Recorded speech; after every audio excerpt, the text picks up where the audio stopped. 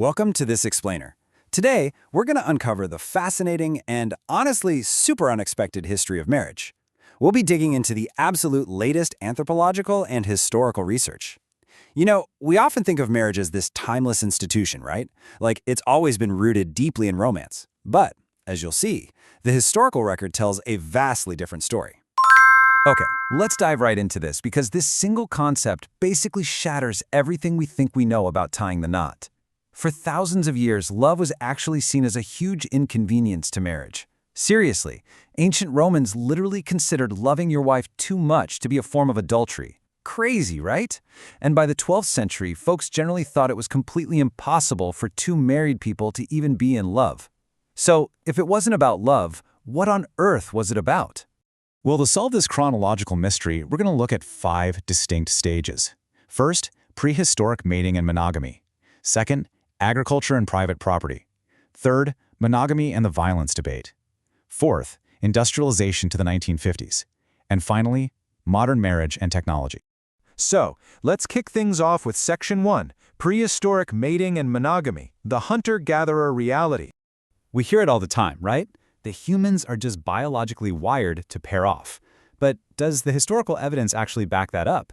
For the longest time, evolutionary psychology suggested that monogamy was just our natural default state, like a necessary trade-off where men provided resources and protection and women provided fidelity.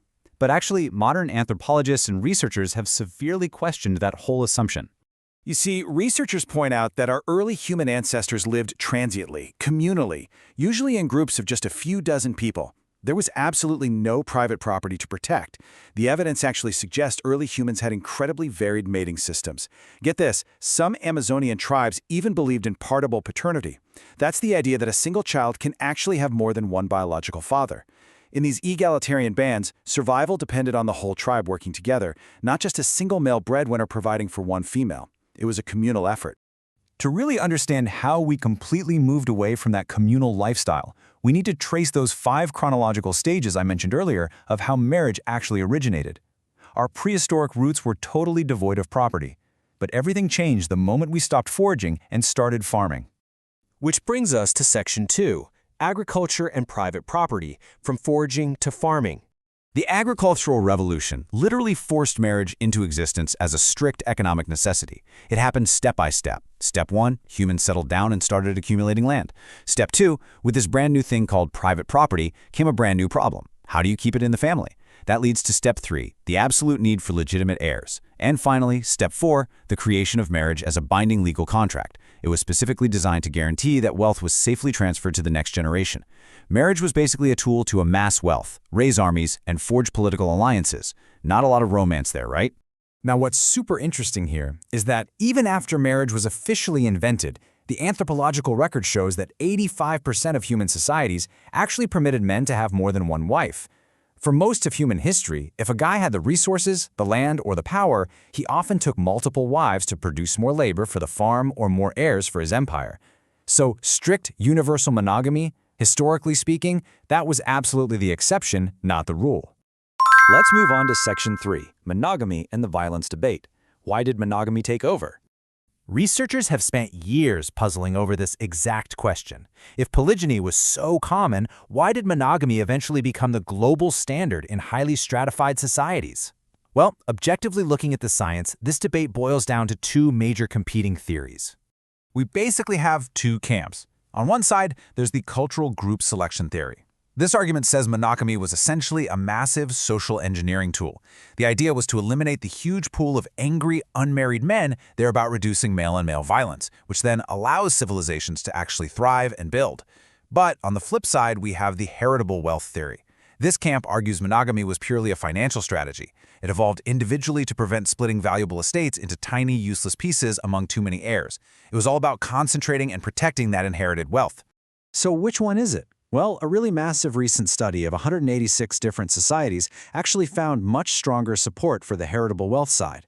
Published in the Proceedings of the National Academy of Sciences, researchers analyzed tons of cross-cultural data and concluded that monogamy emerged repeatedly as a direct response to property constraints. They actually found really weak and inconsistent evidence that monogamy reduced violence or increased cooperation in complex societies. So the data tells us that land privatization and the ecological scarcity of farming land were by far the biggest drivers pushing us toward monogamy. All right, let's fast forward to Section 4, Industrialization to the 1950s, Factory-Made Romance. With the absolute boom of the factory, the economic rules changed completely again. Suddenly, young people didn't need to wait around to inherit their parents' land. The steam engine in urban factories meant you could just go earn a living independently. That completely dissolved the need for arranged marriages and dowries, and actually gave rise to what we call the love revolution. For the very first time, on a massive scale, personal choice took hold. And this all culminated in the 1950s nuclear family, the male breadwinner and female homemaker model. A lot of people mistakenly think of this as traditional marriage, but it was actually a super recent historical invention, driven entirely by industrial wage labor. To really see how deeply these new marital norms took root in our culture, just look at how the word spinster changed. Originally, being a spinster, literally spinning yarn, was an honorific title. It was a great, respectable way for a woman to be financially independent. But as society shifted to idolize that love-based male breadwinner marriage, the meaning morphed. By the 1700s, an unmarried woman wasn't seen as an independent worker anymore. She was labeled a tragic figure who had somehow failed to secure a husband. Which brings us to our final stage, Section 5, Modern Marriage and Technology, the Return of Love. Technological and legal shifts in the 1960s and 70s dramatically altered the whole marriage bargain yet again. They practically stripped away marriage's strict economic and reproductive necessities.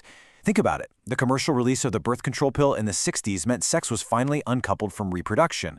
Then, in 1973, you have the legalization of abortion with Roe v. Wade. Add in the rapidly increasing economic independence of women entering the workforce, meaning they no longer strictly needed a husband just to survive financially. And today, with things like IVF, you don't even need a traditional partnership to have a child. The core pragmatic reasons marriage was literally invented back in the agricultural age have largely just vanished.